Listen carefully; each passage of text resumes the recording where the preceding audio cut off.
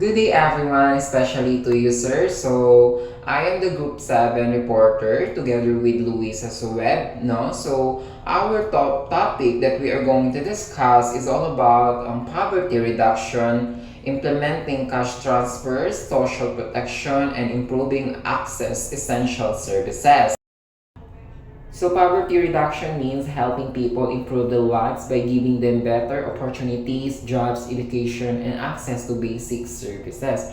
So as stated here po, poverty reduction is pagtutulong sa mga tao para mapabuti ang kanilang pamumuhay sa pamamagitan ng pagbibigay ng mga opportunity, jobs, education, at access to basic services para umangat sila sa pamumuhay at mabawasan ang mga may hirap na namumuhay dito sa mundo. The next slide is poverty. So what is poverty? So poverty is the condition where people do not have enough money or resources to meet their basic needs such as food, shelter, education, and healthcare. So meaning to say po, ang poverty is tumutukoy ito sa kondisyon ng mga tao saan wala silang sapat na pera or mga resources para ma-meet or ma-provide nila ang kanilang pangangailangan bilang isang tao. So like for example ng poverty is the first one is food. So ang mga taong walang food or hindi sila nakakakain ng 3 beses sa isang araw is example of poverty. And the second is shelter. So yung mga taong walang magandang bahay or walang kahit simpleng bahay lang is example ng poverty. And the third is education. So wala silang access sa education. Hindi sila nakakapag-aral dahil mahirap ang kanilang buhay. Kahit uniform hindi nila nabibili. And the last one is healthcare. So wala silang sapat na pera para alagaan or mabili ang mga gamot para sa kanilang sarili at sa kalusugan. So the next slide is causes of poverty. So what is this? So the first one is lack of education. So isa po sa dahilan kung bakit patuloy na naghihirap ang mga tao dahil wala silang education. Kulang sa edukasyon ang mga taong naninirahan sa mundo. So kapag maraming mahihirap, so maraming walang education, maraming maghihirap. Kasi yung education talaga is very important thing for us as a human kasi ito yung key of our success, ito yung key of the opportunities, and the key of the better life. So mahalaga talagang education.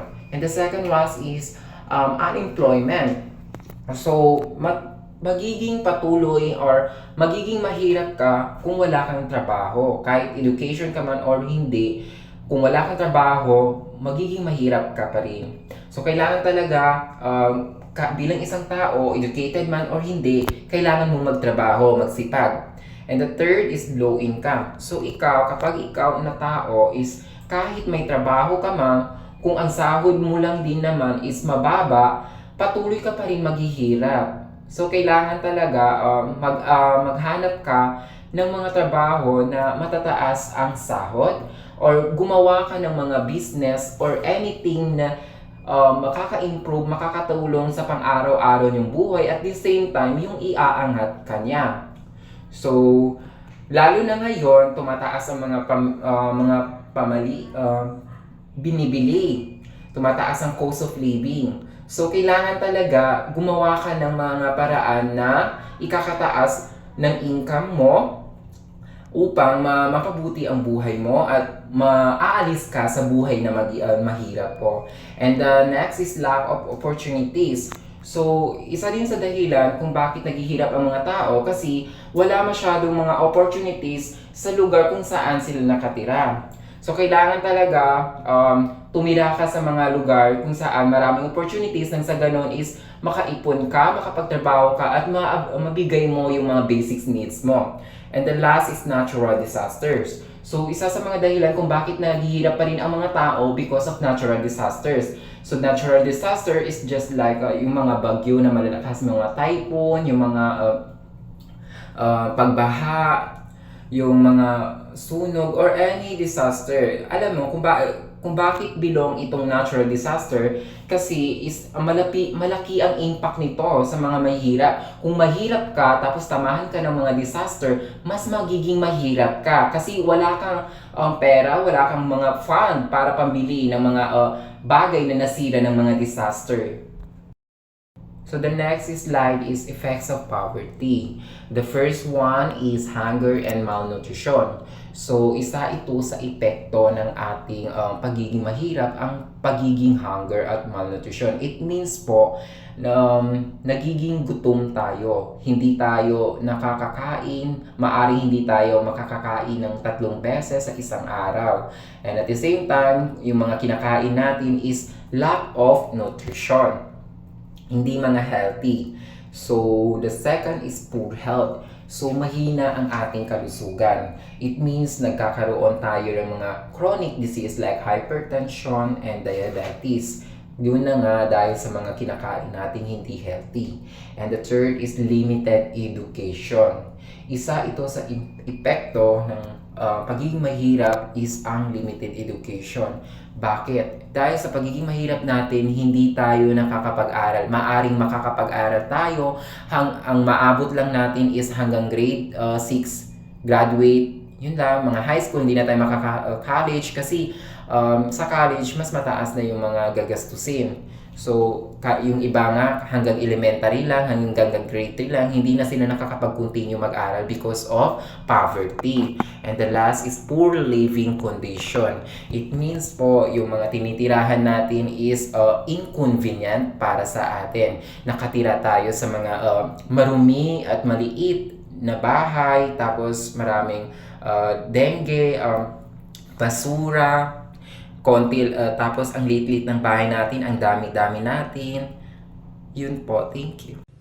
So, ito pong aking topic, ways to reduce poverty. So, creating more job opportunities. So, dito naman sa creating more job opportunities ay nagbibigay sa mga tao ng matatag na kita para matugunan ang mga pangunahing pangangailangan at mapabuti ang kanilang kalagayan sa buhay. So, the next one is improving access to education. So, dito naman sa improving access to education ay nagbibigay sa mga individual ng kasanayan at kaalaman para makakuha ng mas magandang trabaho o magsimula sa sariling negosyo na pumuputol sa ikot ng kahirapan. So, the next one is providing healthcare services. So, dito naman sa providing healthcare services ay pinipigilan ang paggastos ng malaking halaga dahil sa sakit at tinitiyak na makakapagtrabaho at makakapag-aral ang mga tao nang hindi nahahadlangan ng hindi magandang kalusugan. So, next is supporting small business.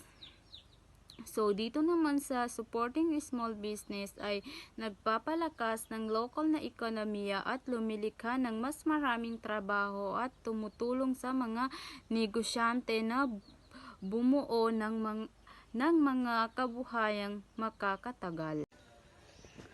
Government programs. The government helped reduce poverty by cash transfer program. So, dito sa cash transfer programs ay nagbibigay ng direktang pera para sa mga mahihirap na pamilya para mas matustusan ang mga pangunahing pangangailangan tulad ng pagkain, tirahan at damit.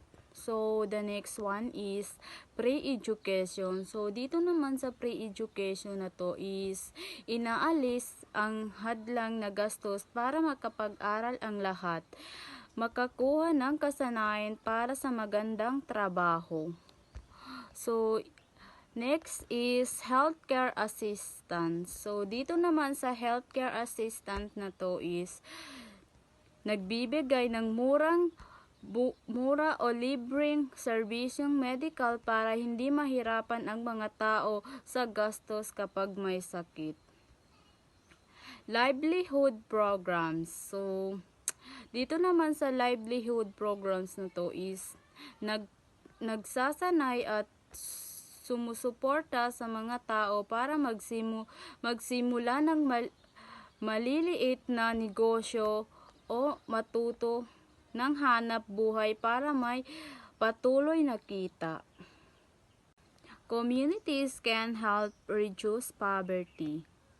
helping families in need. So, dito sa helping families in need, so ito ay nagbibigay ng agarang tulong tulad ng pagkain, damit o pansamantalang suporta para mapagaan ang kanilang pasanin.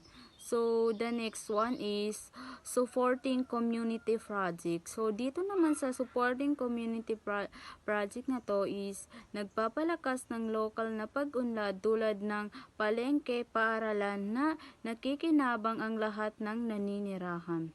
So, next is working together to create opportunities. So, dito naman sa working together to create opportunities is, so ito ay ang nagkakasama para makabuo ng trabaho, pagsasanay o magkakasamang negosyo para patuloy na kita.